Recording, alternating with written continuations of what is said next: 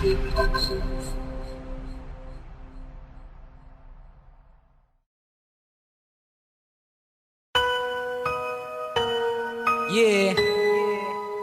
Owa of Alcantara Family 357 Pinoy Mensahero.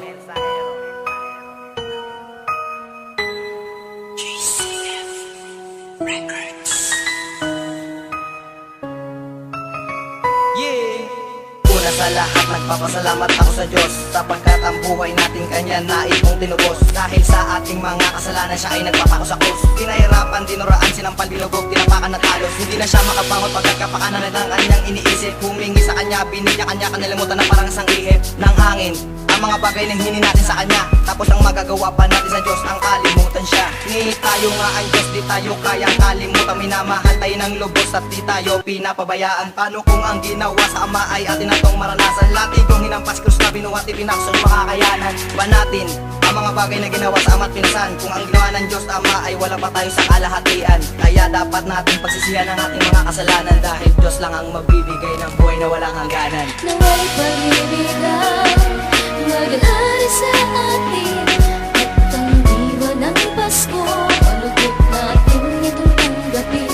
Ngayong sasapit ang kaarawan ng Panginoon, pag-ibig ang mangibabaw sa ating lahat ngayon. Mga batang nangangaroling tuwing Pasko, huwag kayong magkagalit pag pumunta sa bahay nyo. Sa araw ng Pasko, magbibigay ng mga tao, huwag ninyong ipagdamot kung ano ang meron sa inyo. Ang mga bagay na ito ay siguro inyo na rin naranasan. Ano ang pakiramdam nyo kapag hindi kayo nabibigyan ng regalo o kahit anong pwedeng iregalo pag Pasko? Para wala masaktan o masabi ang mga batang katulad ko. Kung ang Diyos nga sa atin ay hindi nagdadamot, tayo pa kaya na tao lang na nakakalimot sa ating pinanggalingan, at ang Diyos nakalimutan. Lumaganap ang kasalanan, napunta siya sa kalangitan. Tayo ay nagkasaksakan, nagbarilan, nagpatayan, nagkaroon din ng Diyos-Diyosan, sumunod din sa busbosan. Itigil natin ito at tayong lahat ay magmahalan sa ikabubuti ng lahat at ng ating kapayapaan. Nawa'y pag-ibigay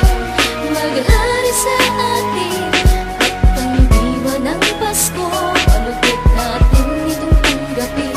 Ngayong sasapit ang kaarawan ng Panginoon, pag-ibig ang mangibabaw sa ating lahat Sa mga oras na ito, itama natin ating kamalian, na matuwa ang Diyos sa atin at hindi nga tayo pagalitan. Ang lahat ng utos niya ay atin lang itong pangawakan, nang sa ganong matuwa ang Diyos at di niya tayo parusahan. Kapakanan natin ang iniisip niya, kaya siya lumaban. Gusto lang naman niyang maghari, dito ang kabutihan, hindi ang kasamaan na nagdudulot ng kasalanan. Kabayaran ng kasalanan ay tiyak na kamatayan. Manalig sa Kanya at siya lang ating sasambahin, walang iba, siya lang talaga. Buong puso din natin siyang ibigin. Sa puso natin kung makatok siya, kailangan pagbuksan natin. Pagmamahal na ibinigay ng Diyos ay dapat huwag nating sayangin. Anyayahan natin siyang pumasok sa ating mga puso. Mahalin ng taos puso, hindi lang yung puro pangako. Sa dami nating kasalanan at bigla na lang tayo naglaho, walang patumpik-tumpik, sa impyerno tayo patungo. Nawa'y pag-ibigay